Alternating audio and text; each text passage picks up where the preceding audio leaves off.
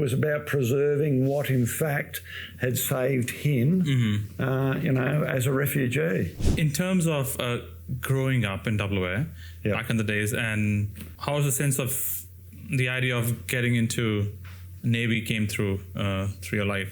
What was the sense of was it a sense of purpose you were seeking, or what was the intention there?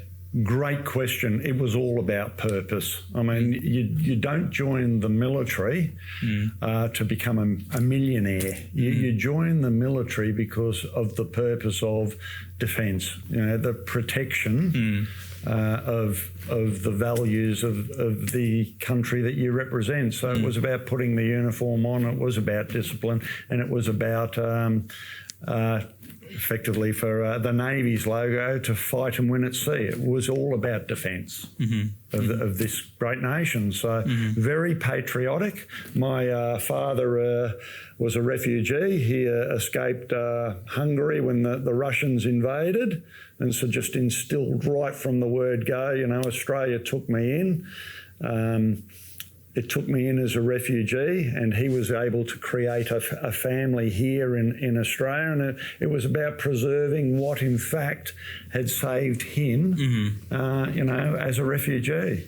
So it was all about purpose. That's why I joined the Navy. And then was there those conversations you had early on with your father on the idea of patriotism, or on the idea of how might you serve?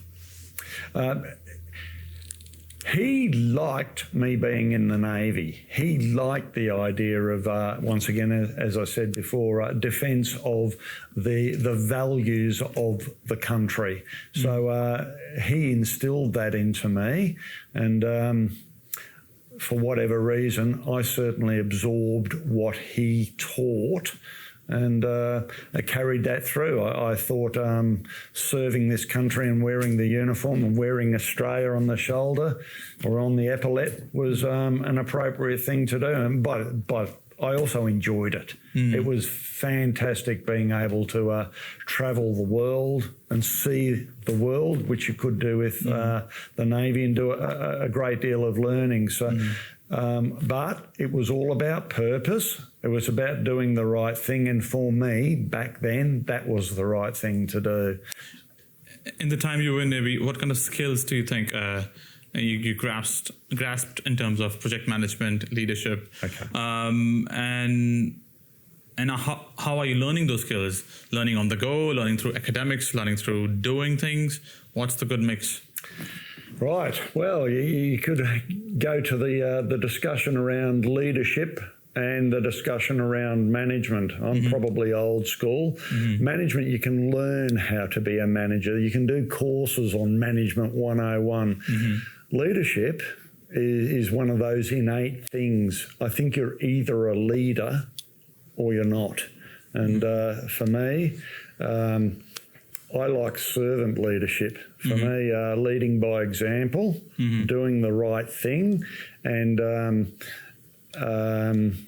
for example, making everyone a cup of tea. You don't expect to, make or have a cup of teas made for you when you're, a senior person. There's nothing wrong with you still being able to make an EA, make a cup of tea for your EA or for your sailors or whatever. So servant leadership, I think, is something that is very powerful.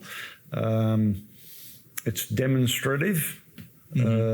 People follow that, but I don't think it's something that you can learn. I think you're born with it, and it's then how do you grow it? And you can only grow leadership skills not by all the good that's being done, but when mistakes are made, that's when you really learn.